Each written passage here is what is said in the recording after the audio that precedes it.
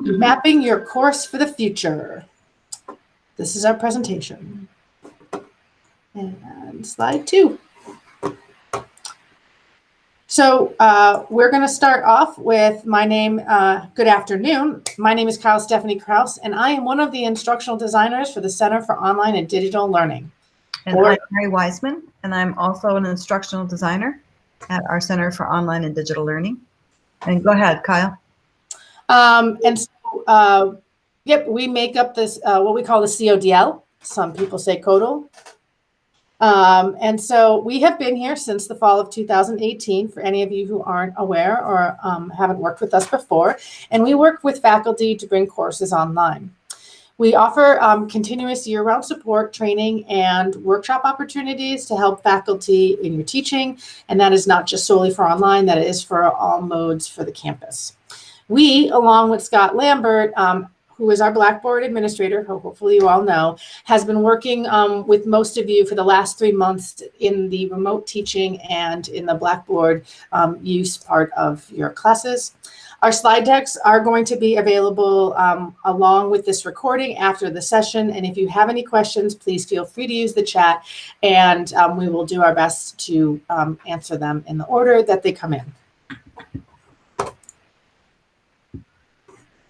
So today we're going to look at and identify the top elements of a course map. We're going to show you some course maps. We're going to describe a course map's importance to successful courses.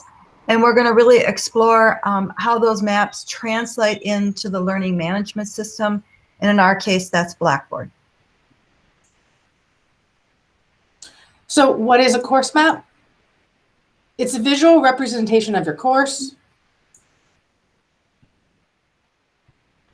and a single document that is a written outline of the contents of the course. So that's the basic definition of it. And course maps can take all kinds of forms, but the content that's inside of the course map is always the same. So we're going to show you a few of those forms. So this is a course map that is not quite finished, but this is one that Frances Riddle loaned to us to show. And you can see that a lot of the information that's on this course map comes directly from her syllabus, the course description, the student learning outcomes. And then you can see that she has organized her course map in a table form. So we always have information such as modules or units or weeks. We have learning objectives, and those can be segregated into macro and micro. We have learning activities and instructional materials. And then there are assessments. There could be announcements, discussions, vocabulary, other information. Hers was not quite complete here. But we wanted to see, this is either done in a Word document or a Google document, but it's a table. As opposed to this one, which is a Excel spreadsheet or Google Sheets. And as you can see, this is very linear, but then there would be tabs or sheets that could be created for each week again or each module. But you can see that each column now contains the exact same information that we saw on the previous one in a table, but this is just in an Excel spreadsheet form. This is a fun way to approach a course map, and some people like to learn this way as a mind mapping. And this one happens to be a digital mind map. But again, you can see the weeks are lined up in the green row. The chapters and readings are in orange. We have the discussions that are happening in yellow. And then there's competencies that are happening in blue all the way around this course map. And mind maps can be done digitally, or they can be done on paper or with Post-it notes. Again, the way that you do your course map is not as important as the information that's inside the course map. And Kyle, were you going to share the one from, we have a very interesting approach to also a course map. It's just another approach. Yes, I am trying to, except for some reason, it doesn't want to move over to the window. That's weird. 1 second. Oop. let's go back. Maybe that's why. Oh, there you go. So this is just really quickly. Dan Misko was in our earlier session this morning. And so when we're talking about course mapping, and we're going to get a little bit more into detail in a few moments about exactly what one is and how what entails of it. Again, we're just wanting to throw out that there's different formats to a course map. And while he humbly said that this was his first draft, and so for him, he had mentioned, I prefer to do something because of my profession, to do something more like storyboarding. And so his map is broken into this section of planning, summative evaluation, formative evaluation, revision, and then the support services that are available. So he broke his up into various themes and then put his materials into square boxes, which would be more in terms of media, would be to do kind of storyboarding. And so he put all of this into that format. And so we want to just explain, like for me, this made sense and he understood how he was articulating his course to his students. So we did want to just show you the variety of different ways that people do create course maps. So the big question is, why do we create these course maps? Again, the course maps might look different in appearance, but they contain the same information. I'm just going to keep going through these slides, Mary. Yeah. Yeah. So course maps, oh, go ahead. So course maps offer an overview, and they help you to kind of get a sense of the course as a whole and the overarching goals. And so when we say that it offers an overview, it allows you to ask yourself, why am I asking students to do this? Why do I have them do this assignment, this assessment, this discussion, and having it laid out for you to be able to do that. Additionally, it lets you align not only individual things within particular weeks or units or modules, however you design your class. It allows you to do that within the class, but it also lets you do it across the entire course.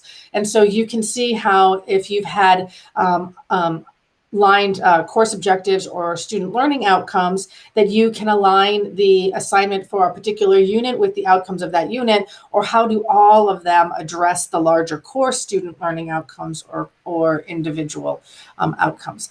It is really helpful, especially if you do any accreditation or if you do any certification and they give you a series of these, you can pinpoint directly that these particular assignments, discussions, assessments, readings are really kind of directed towards those outcomes. And then also that the content that you're creating should aid the students in accomplishing those. So not to just have to pick the best possible readings. Mary always hears me talk about, I want to find the one ultimate reading that could encompass this unit. And that's kind of a goal. But so I don't want to have too many extraneous readings where I dilute the topics so the students can't focus. So for me, a course map helps me kind of thin out the content that isn't as helpful and really focus on the content that is. And another thing that a course map does, once you have it all complete, you can really see how that content lays out week by week or module by module, and you can even out some of the learning perhaps, or check the scaffolding and the sequencing of what's happening within your course. It makes it very visual. Mary, you want to do this one? Yeah, there are a lot of elements, like we said, that go into a course map, and they're always the same, but the look of it is going to be different. And they're always organized by weeks or by modules or by units or sometimes by topics.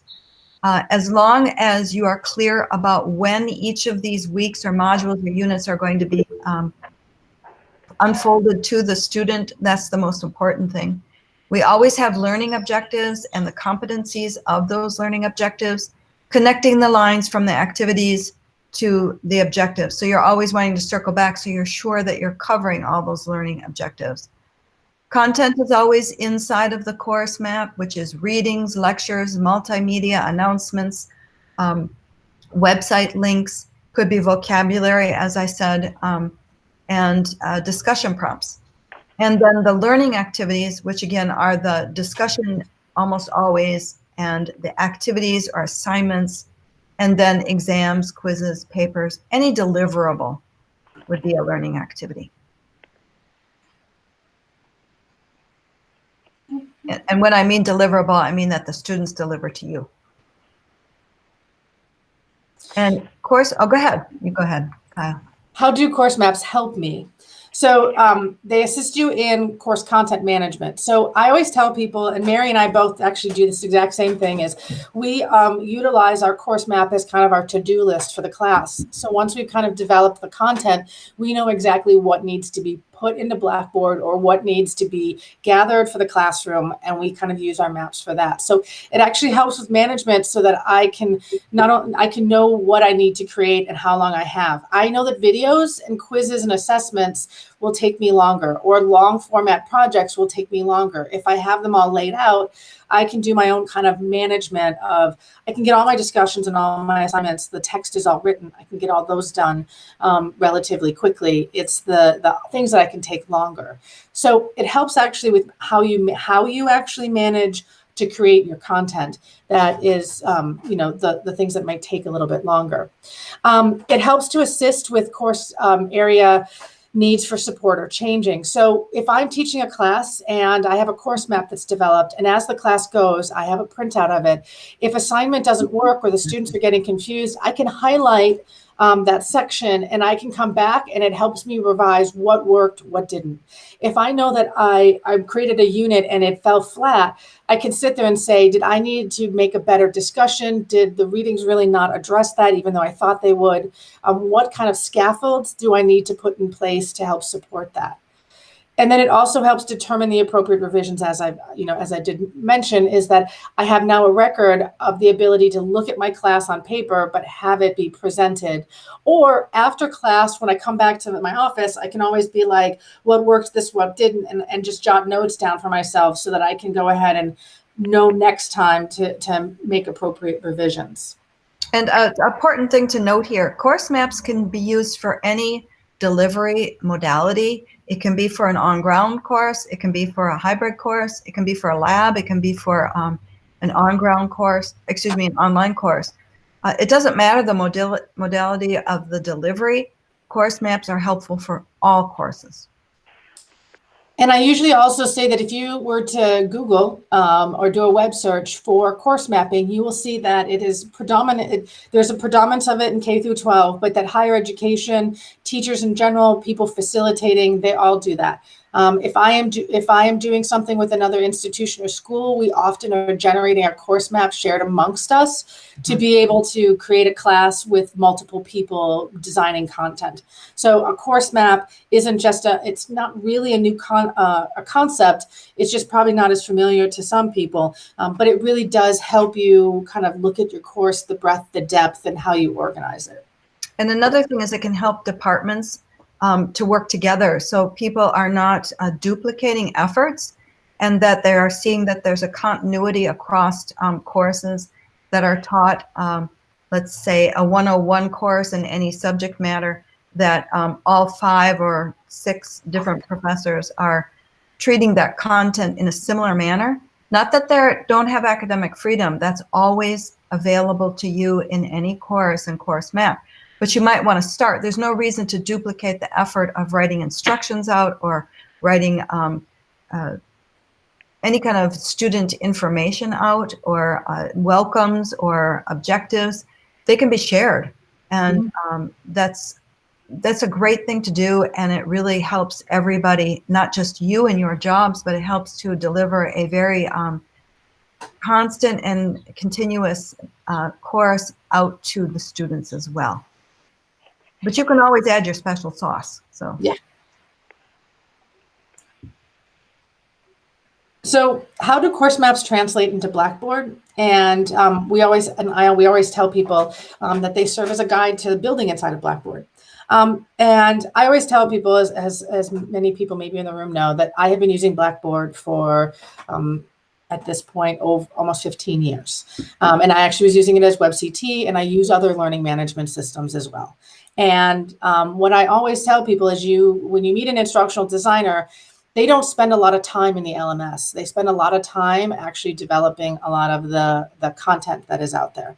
And so the content for this course map or this outline or the work that they're doing. So Mary and I philosophically usually tell people we want to spend more time offline, working on your course map, working on your content, focusing on that, and then having a smaller window of time for your build in Blackboard. Because Blackboard is just like the classroom. It's just the mode in which you're teaching in. And you can pick and choose the tools, which then makes the LMS, whether it's Blackboard or anything else, less daunting, less overwhelming. If you know that you're using 3 tools, then it's those 3 tools that you want to focus in on your build.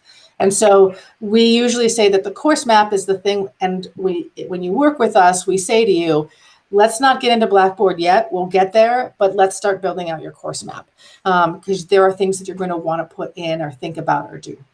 And another thing is we can help you translate your course map, not just into Blackboard, but we can look at what you're doing in your online course or even on your hybrid or on ground course and help you with other digital tools, such as Zoom or a web conferencing or Google Hangouts or Google Suite of Tools or Screencast-O-Matic, or a whole host of other digital tools that we can assist you with or recommend to you as well. And this is also where Mary and I usually also just remind people that we are MCCC members as well. And so the information and feedback that we are providing to you is that of guides. And I think, Mary, you say you are I'm a course coach. So Mary's a course coach, and I always say I'm here to kind of guide you with the process, however you want to go with it. And so we just want to point out that this is a way of us being able to have a relationship so we can help you develop your course, whatever mode it is. Usually it's going to be online if you're working specifically with us, to make the best possible course, and then also to help you in the long run facilitate online. Right. So when that last slide said, how does my course translate into Blackboard? Mary and I wanted to kind of just show you an example of how this would work. And the example that we want to show you is ours. So I know that I teach here at FYE. I've taught in the past at other places. And Mary currently. I teach at Bay Path University, and I've taught at other institutions as well online. So it's not always about the LMS and the tools. It's really about the course map and the content over there. And that one of the things we wanted to say is that we actually walk our own talk. So we build course maps for the classes that we build as well. Right. And this is an industry standard. Any university you walk into, you will have your syllabus and you should have your course map. Those 2 tools. So what I usually say is that you saw a bunch of examples. Some were grids, some were layout with like graphical layouts, some were in a linear format. And for Mary and I, we have this class called the Online Development Course. And when we initially started the class, we decided to build a course map. So our course map, we agreed upon on the headings and the format of how we wanted to do that. Now, all course maps usually have the same standard things. They have objectives, they have outcomes, they have the readings and the assignments and the discussions. However, there are some subtle things that you might call things differently. So if you say have practice labs or projects, you can incorporate your own headings into any course map that you do. You just kind of want to have a little bit of a universal standard of some of what we do have, whether it's face-to-face or online. You talk to your students, they usually have some form of assessment, and then you have some form of discussion, and then they have to actually view content. Like that's usually in some capacity, however you do it, that's usually how this goes. So we have here a template that we regularly use, and it is available for faculty to use as well. You can choose whichever kind you want. This is a Google Doc. It can be a Word doc as well. And what we did is we established a series of headers.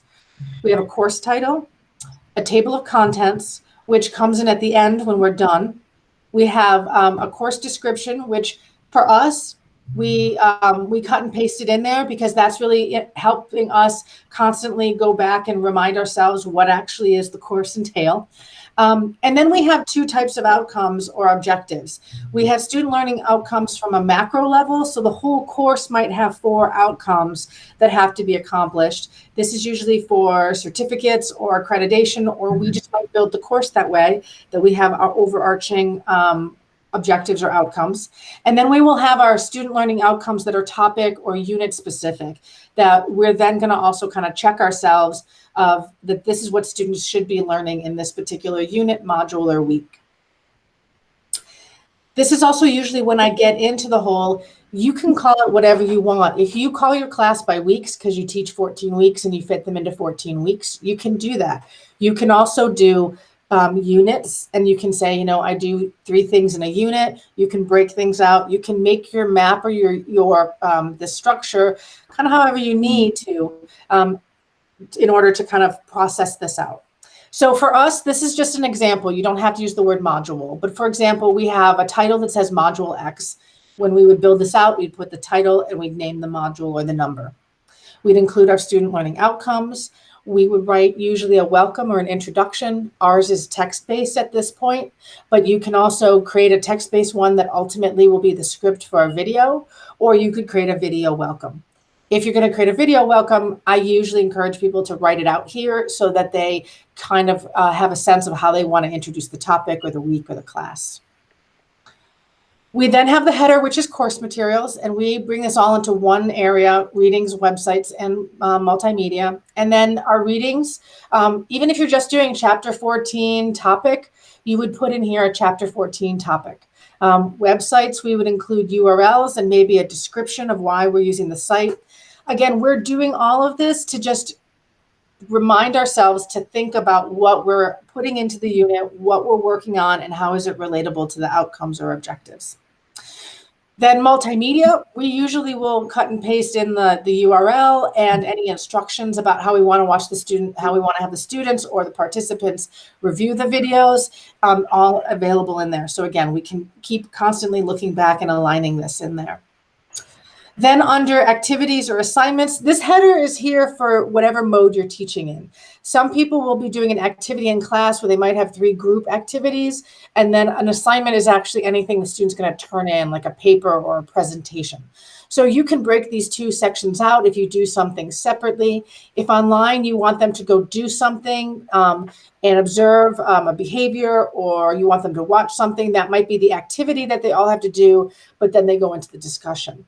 If it's an assignment, I would then break that up to having it be an assignment. You can have 1 in your class, you can have 4 in your class. There's no limit to this. For this particular template for Mary and I, this was just our structure that we wanted to have either an activity or an assignment in that class. We then have our discussion header, which is the conversation or communication that people will be having in the course. And we include the title and the prompt. A prompt in a discussion is the questions that you're going to be asking. You're going to be putting down not only just what you're going to have open-ended questions, think about how you want the students to engage with each other. Mary and I usually do like a little filler sentence to explain why we're talking about this. Then we have our questions, and then we have our expectations of how people will participate. So you're going to kind of write those things out to kind of think about, how does this discussion relate to the readings? How is it now relating to the assignment? That kind of thing as well. And this is one of those areas where you might want to share that language, that same language. So if your discussions start on a Monday and the first post to the original prompt is due on Wednesday, and then post back and forth to classmates are due on Friday, and then you grade on Saturday or Sunday.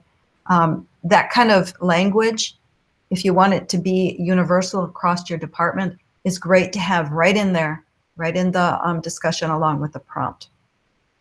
Along with even points and grades. We haven't even really talked about that, but what things are worth. Then additionally, you're going to have assessments. And I'll talk about the one part of assessment. Mary can jump in a second for the other.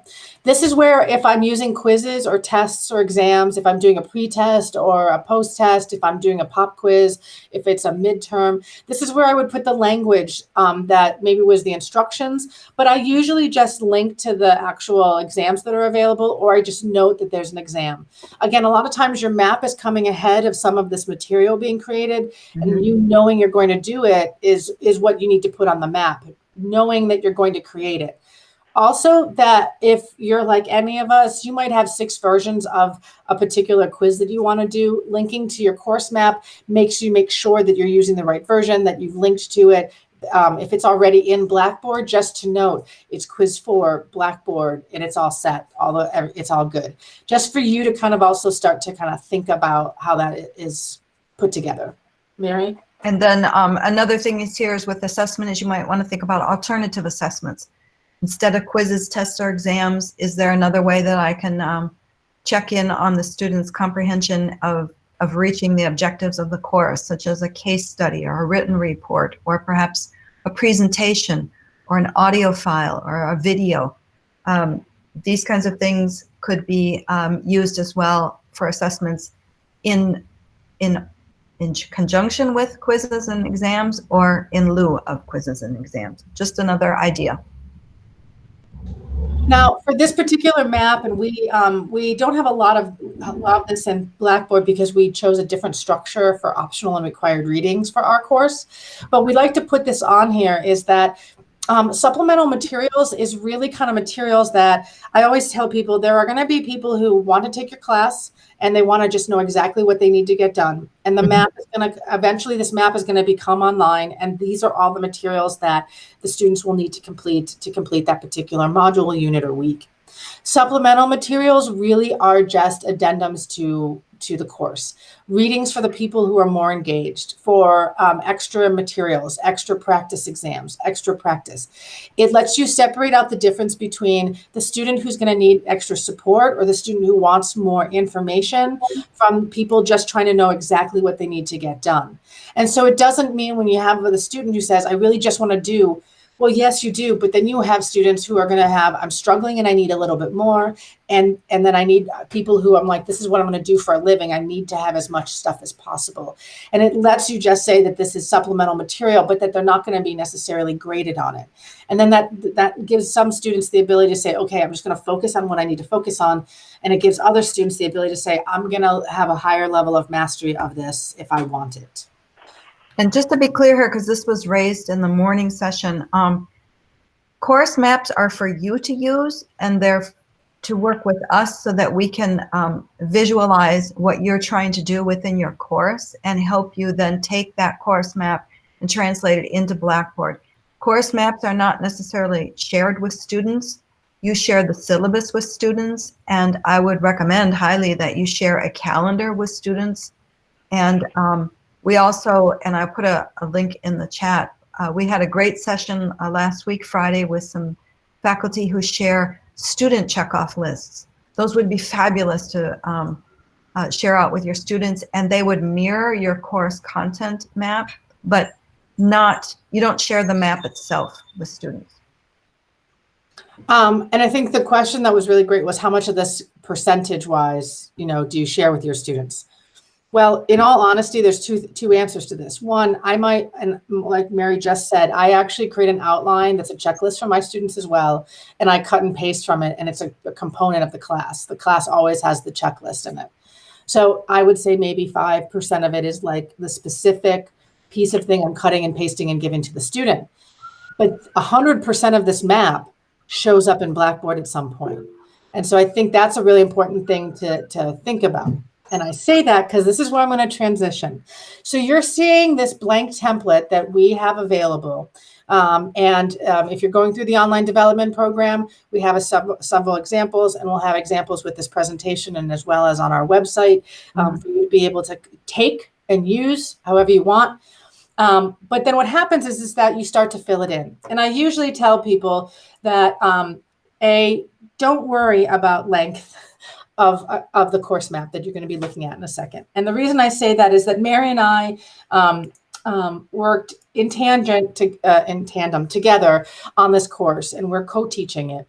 But we really kind of wanted to have a really a course map that one of us could pick up at any point and know what the other one was going to be doing or what was being covered. So when we developed our course map, we added extra headers. Now, you saw the structure that we came up with, and what I'm going to do is we were done with our course map, so we asked Google, we inserted a table, and so we now have a table of our course that is, if I actually go here, it's 53 pages is our course map.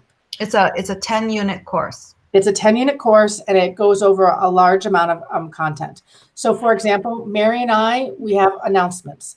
We write out all of our announcements in our course map because we share this class.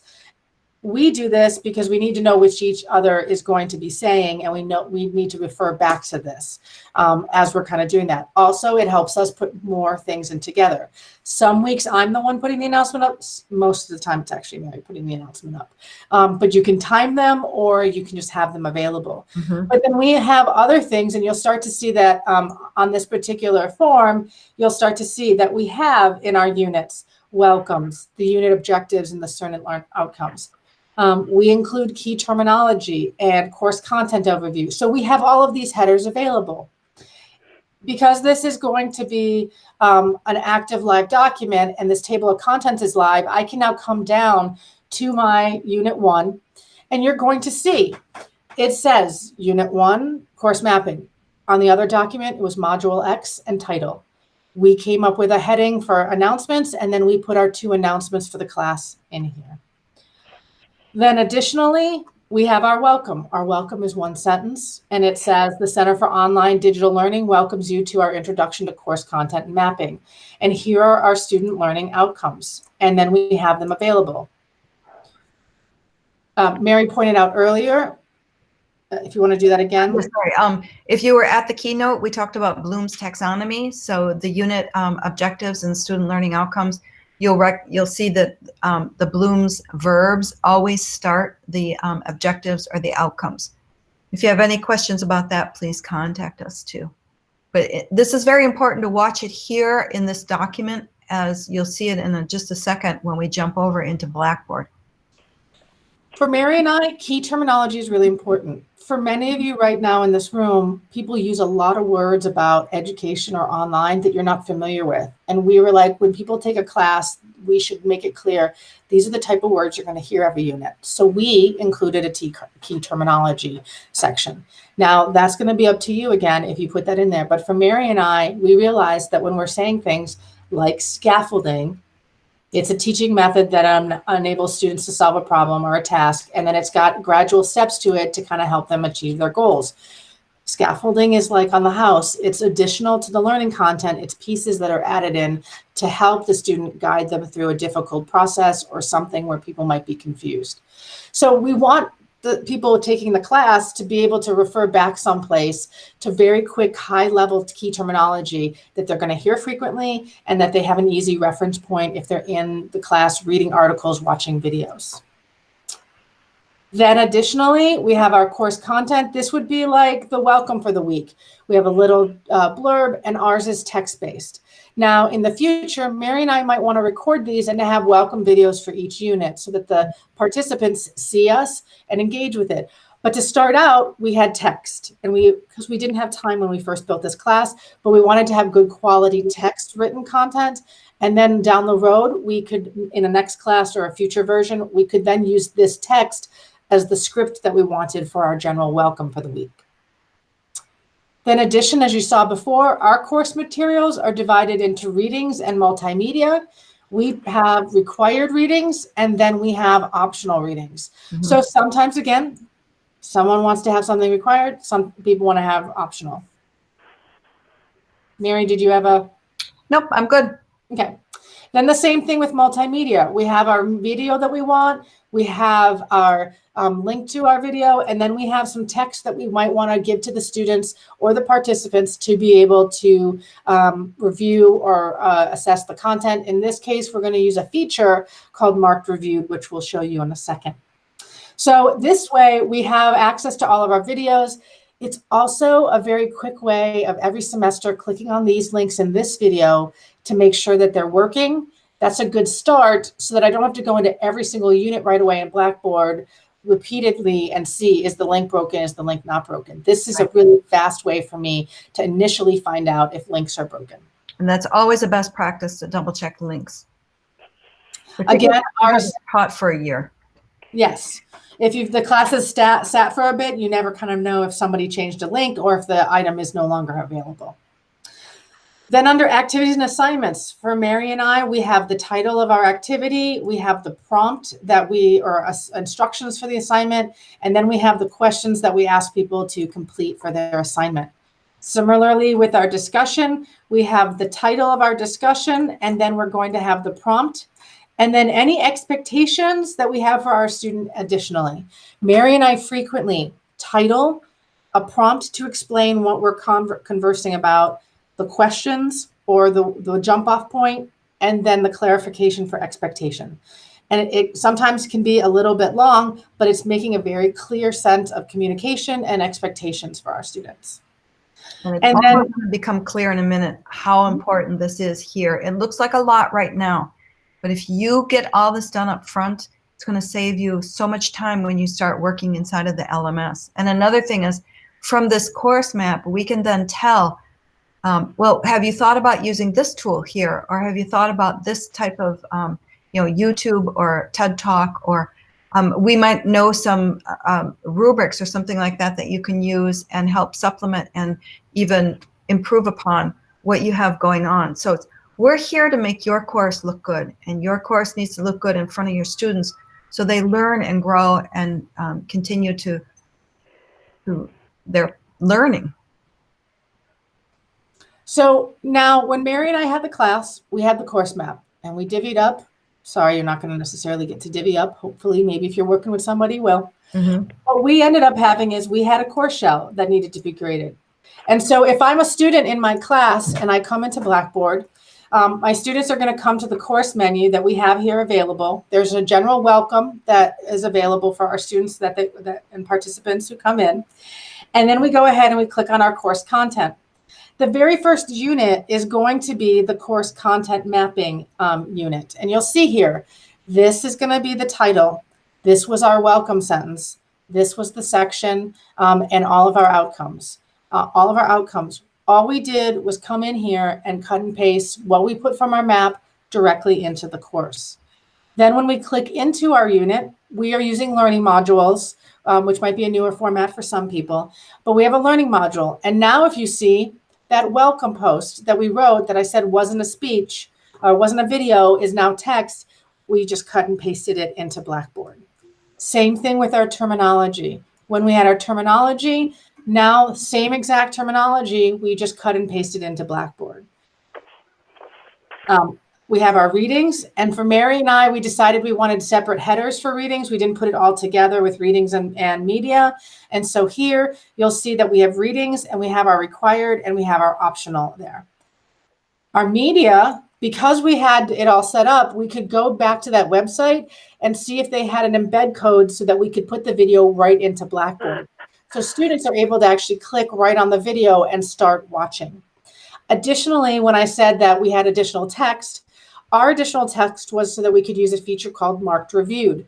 And Marked Reviewed allows us to have the student take ownership to verify that they read it. So the student has to click on the button that says Marked Reviewed, and I'll do that in a second, and then immediately it'll say Reviewed. When they do this review thing, it pops up in my performance dashboard to tell me that they have acknowledged that they've done it. And whether they've done it or not is another thing, but they're taking ownership of that. When they click on it, it says that they are. The other thing about writing the text ahead of time is that I can say in minute 123, I want you to look for this. When you're in the discussion, you're going to really need to have watched this video thoroughly and understood this concept. You can add extra text below the video so that you can give context of why you're making the students watch it in the first place. Then additionally, we have links to the discussion board and the assignments. Now we build our discussions and assignments right off the course menu. So students can come here to do the discussion and the assignments, but they can also be in the unit and start here and go to the same place. So they're always going to come to the discussion board. They're always going to come to the same place. So we just link to the discussion board and the assignments area for us right in the unit. So students have two places. And the rationale for that is, so a student's done reading and they just want to keep coming back into the discussion board. I'm not going to make them go course content, unit 1, discussion. I'm just going to let them use the quick links and go to the discussion and keep talking back and forth. If you'll notice when I click or scroll down here, this text that I said, what areas of your course map are you proud of? What areas are you struggling with? So the first unit was on course map, course content and course mapping. And so we just cut and pasted everything from our course map into Blackboard.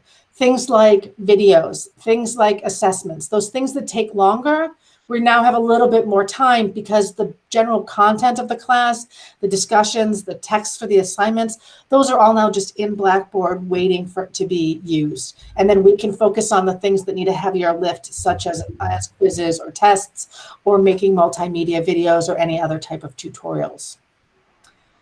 So we like to just show you this for a couple of reasons. One, we do understand when people say, you know, the pain that we go through, it's work. But it's good work and it always is helpful. So we start with a template, we build into that template, we make our course map, and then we build in Blackboard. I would say that between Mary and I, we started this out. The build took for this particular class, because I kept track of it, 2 days. So 7.5 hours total, 10 units. And we didn't do it straight through. We did take breaks. We did have to do other things in the job, but we built this course in the course of 2 days because we made the majority of our time and our focus offline to focus on the actual class. And we made Blackboard less of as a piece to it in the build. We're going to spend a heck of a lot more time when we're facilitating this class in Blackboard. But for us, we were trying to say that Blackboard's important because it's the classroom or the mode that they're in, but we want to focus offline on the actual course itself. Right. So that's going to be the transition of, this is kind of how the process works. And then what do you do, you know, afterwards? Let's see, I'm going to close my window here.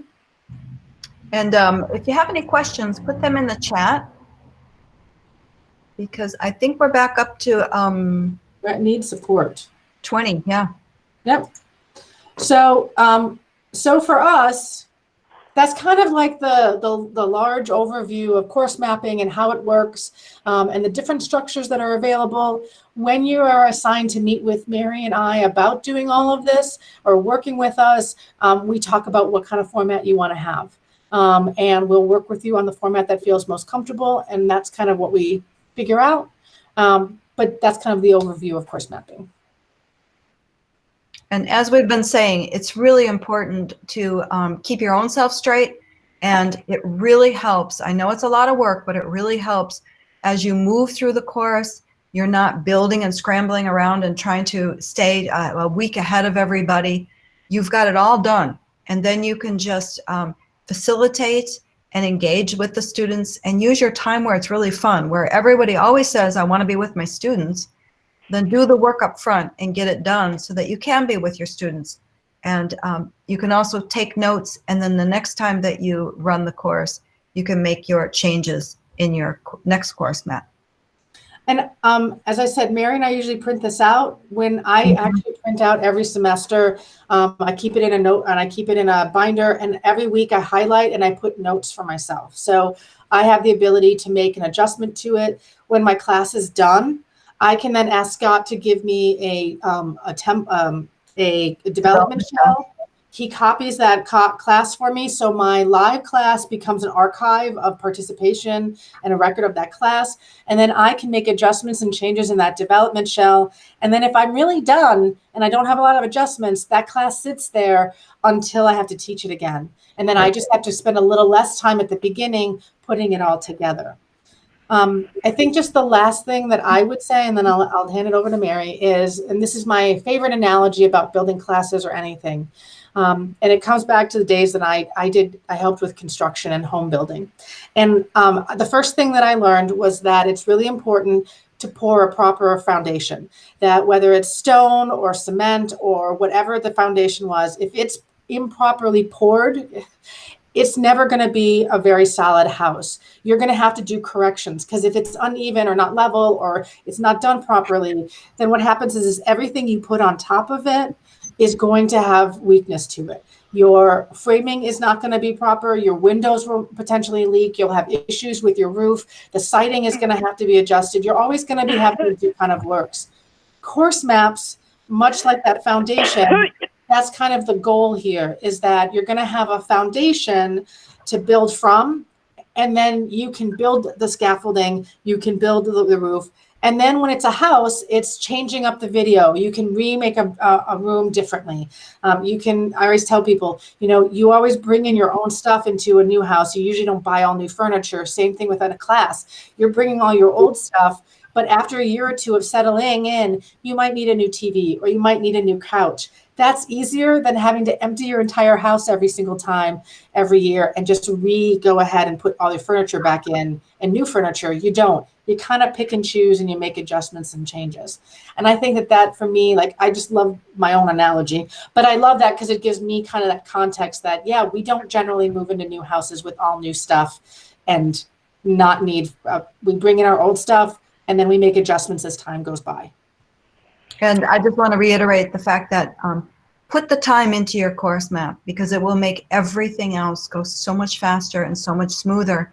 And you'll be able to, again, be collegial with your departments and be able to share materials. And truly, together, you can make things go much more smoother and make everyone's lives a lot easier in the bigger picture and the longer run. So good, always good to share. But questions, anybody? I know we're right at the end of a Friday and a very long week. And thank you. Thank you for coming and showing up. Yes. So usually there is a formatting button. And so we usually have a conversation with people about when you're formatting, that your course map don't necessarily do the bells and whistles of formatting in your Google Doc as much, because when you cut and paste in Google particularly, some of that does cause some issues. And so we can talk about Marked Reviewed with you, Bev. And I think that actually there is a video I can share with you. Yeah, I think we have a video on that. I was going back to, so yes. So formatting, just because it's HTML, Google, Word, they actually are versions of HTML. They don't always translate back and forth. It's kind of like when you put a Word document into Google, sometimes it gets a little wonky. Right. And we can talk about, kind of advice about, not doing too much formatting in your Google Doc or your Word doc. Any other questions about course mapping?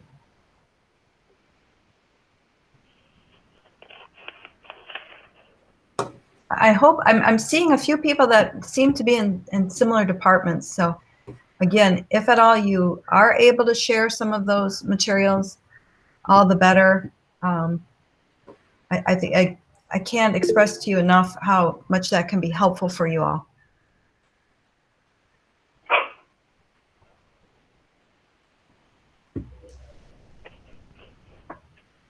Karen, you asked about when we are going to be working with people. You need to speak with your dean and talk about have a conversation with your dean about getting into the online development process. And looking forward to working with you as well. Yes. And for Bev, so this is going to change because it was an experiment to see about how accessible this would be. And I'm not really happy with it accessibility wise, but that's a presentation on how to do Marked Reviewed. Are you sharing something, Kyle? We're seeing the Q&A. No, I put it in the chat, the link to it. Yeah. Got it. Thank you. Well, it's 2:50. We don't want to keep anyone any longer, but we're willing to stay here a few more minutes if anybody is interested.